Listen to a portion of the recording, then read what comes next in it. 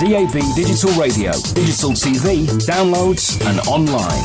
This is BBC Radio 5 Live. Wake up to money. The issue of fracking comes into sharp focus today. An official report expected to say there are several billion barrels of oil in shale rocks under large parts of southern England. The study by the British Geological Survey has looked at the Weald Basin, which spans Sussex, Hampshire, Surrey and Kent, likely to conclude there's a lot of oil under the surface. Whether you can get it out is another matter. Here's Ed Hoff from the British Geological Survey. We know that the geological areas under the ground that contain quantities of oil and gas.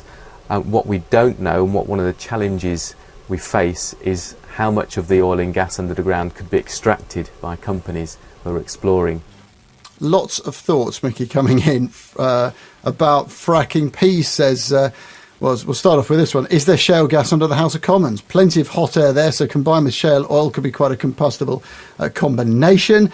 And Rafferty Rye says, rural homeowners are scared that their entire existence could literally be undermined by the repeal of trespass laws. And the UK has huge public debt, and taxes on frack gas will get us out of jail. It reduces our carbon emissions. It gives us control, energy security. It has worked in the US, the most litigious country in the world. We need to find a way. Interesting idea here also. Why not get on with fracking and use the revenue to install as many renewable resources as possible, so guaranteeing a sound energy future for this country, says that text. Lots of thoughts there to discuss with Niall Trimble, Managing Director of the Energy Contract Company, a consultancy around oil and gas. Good morning to you. Good morning.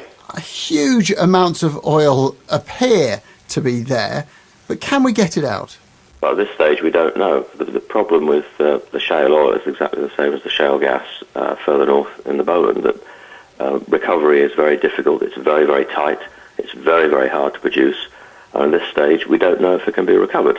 What you'll need is probably an extended well test to see how it flows. So that's obviously a little way off yet. If we could get it out, and hypothetical, but how much money could that generate, and how much could that support our energy security?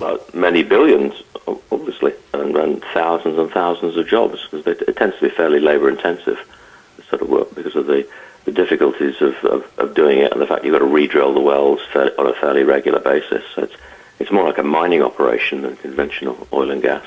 Niall, a lot of the assumptions that are being made by pro-campaigners is that, it reminds me of the North Sea oil boom, all the assumptions that were being made there before we started pumping oil out the North Sea. And, of course, a lot of those assumptions and those dreams were never really met. Aberdeen did well, and, yes, jobs were created. But it was almost as if the money over the 30-year period was dribbled away. And it did create, hundreds of thousands of jobs, so there was a huge impact on employment. We'd have been lost in the 70s. But the revenues never really were fully utilised, were they? Well, they were fully utilised. They were used to defray cost of other government expenditures. We never had a programme to set aside revenue the way that the Norwegians did, simply because the government's revenue need was so great. So one of the fears I've got is that if people are being allowed to drill underneath my house, that I go to bed in Lancashire one night and wake up in Yorkshire. It's that sort of effect. It's worked in America, but we're not America, are we? No. A lot of the drilling in America has been in places like Texas, where they're used to oil and gas exploration, but it wouldn't have the sort of effects people imagine. The real concern about it is that the level of activity is going to be continuous, and you'll have sort of noise, you'll have traffic, you'll have visual impact, and that sort of thing. But it's not. You won't get earthquakes or anything like that, or at least nothing that would qualify as an earthquake. But you will get noise and traffic and impact. So, I mean, people are right to raise those concerns. Oh yeah, I mean, I think that those are the concerns rather than earthquakes or water pollution or something like that. There are environmental impacts, but not the ones the protesters have often raised. What about everyone has seen those images on TV of somebody turning on a tap in the States and the water catching fire? I think that has been proven. It wasn't anything to do with fracking. You get natural escapes of marsh gas. That's where it came from, as far as I know. Do you think the fracking industry has been a bit poor at PR, at persuading us as a nation that we should embrace fracking? Well, it's a very difficult thing to persuade people of, because there's a a level of concern there that's perhaps a lot of it based on the internet, which perhaps isn't entirely based on fact. So it's a hard sell, it has to be said.